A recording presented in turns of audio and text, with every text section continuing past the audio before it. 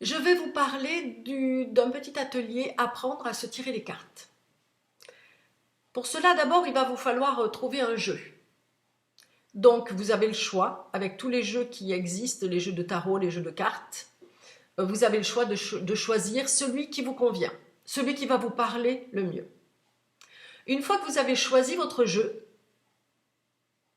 prenez le temps de le découvrir, de le toucher, de le regarder, de le ressentir. Ensuite, la chose à faire, c'est d'abord se poser la question. Poser la question, euh, donc d'abord, il va falloir définir la question. Pour définir la question, il faut d'abord définir le plan. Quel plan vous allez travailler? Donc, est-ce que vous allez travailler un plan professionnel, un plan sentimental, un plan financier, un plan social, familial? Apprenez d'abord à définir le plan. Ensuite, la question. La question doit être claire et précise. Alors, je fais une différence entre une question sur un plan spirituel et un plan événementiel. Alors, vous allez me dire, oui, mais quelle est la différence? La différence est dans la question. Si par exemple, vous allez me poser la question, je voudrais savoir quand c'est que je vais vendre mon appartement, là, on est dans l'événementiel. Malheureusement, là-haut, ils n'ont pas du tout la notion de temps. Donc, je peux vous donner une idée dans le temps, rapidement, pas rapidement. Pour moi, l'événementiel me parle beaucoup moins, mais surtout ne me permet pas d'avancer. Par contre, sur un plan spirituel, je vais poser la question, mais pourquoi j'arrive pas à vendre cet appartement? Et là, je vais avoir des réponses, ce qui va me permettre d'agir et de faire des actions. Et si je fais des actions, systématiquement, il va y avoir des réactions. Donc, il va y avoir du mouvement dans ma question et je pourrai au moins contrôler ma question et faire quelque chose par rapport à la réponse. Donc, la question devra toujours commencer par pourquoi, où vais-je? Alors, pour vous aider, j'ai mis en pièce jointe une feuille pour vous aider à trouver des questions en utilisant le mot pourquoi. Voilà, ça c'est une première chose.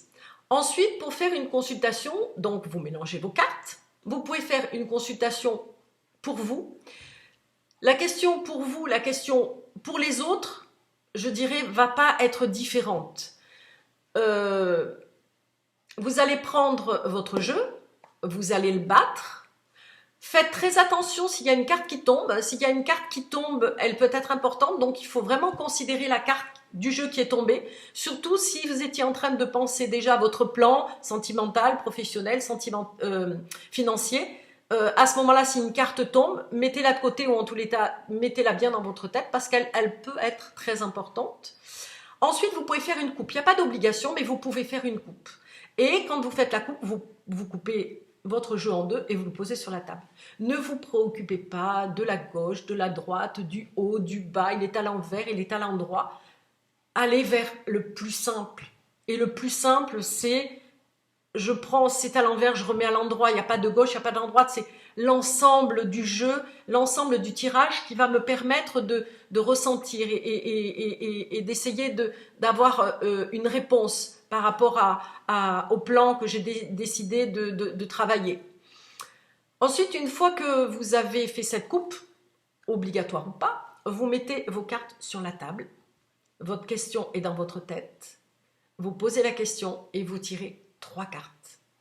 Dans ces 3 cartes, vous allez avoir la réponse. Le plus difficile, c'est l'interprétation. Parce que votre mental est tellement en brouhaha et tellement en attente de quelque chose que systématiquement, vous allez avoir une première impression. Votre première impression, votre première émotion, elle peut être négative, elle peut être positive. Peu importe. Ce qui est important, c'est de prendre le temps d'interpréter. Alors, pour faciliter les choses, moi, dans mes ateliers, puisque maintenant je donne des cours, dans le tarot de Béline, puisque c'est celui que j'utilise le plus, j'ai pris un feutre et j'ai effacé tous les mots. C'est-à-dire que quand vous avez le jeu de cartes, vous n'avez plus le mot qui va avec. Donc, systématiquement, ça va être votre mot à vous, ça va être votre ressenti à vous.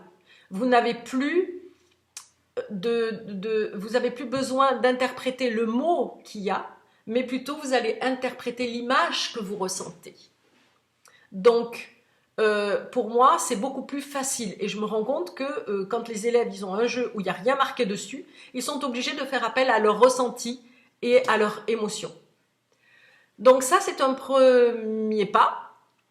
Ensuite, une fois que vous avez tiré vos 3 cartes, donc pour l'interprétation, je vais faire un module 2 où je vais vous définir les cartes une par une, mais ça sera sur un plan spirituel, puisque moi, mes tirages pour moi sont spirituels et ne sont plus événementiels. Ça va vous permettre justement d'évoluer et d'avancer. Donc, et vous trouverez aussi dans le module 2 l'interprétation du Béline, la feuille à télécharger pour vous aider, une fois que j'aurai défini les cartes une par une. Et donc, vous avez tiré vos 3 cartes et vous regardez l'interprétation de vos 3 cartes, de votre ressenti. Il se peut qu'à un moment donné, vous ayez une carte que vous ne comprenez pas. Vous pouvez éventuellement la recouvrir. Mais basez-vous, synthétisez le jeu. Allez à l'essentiel. L'essentiel, c'est pas de se noyer dans une dizaine, une cinquantaine de cartes, tout sortir, tout le jeu, pas du tout. Plus vous allez aller à l'essentiel, plus vous allez avancer. Voilà, tout simplement.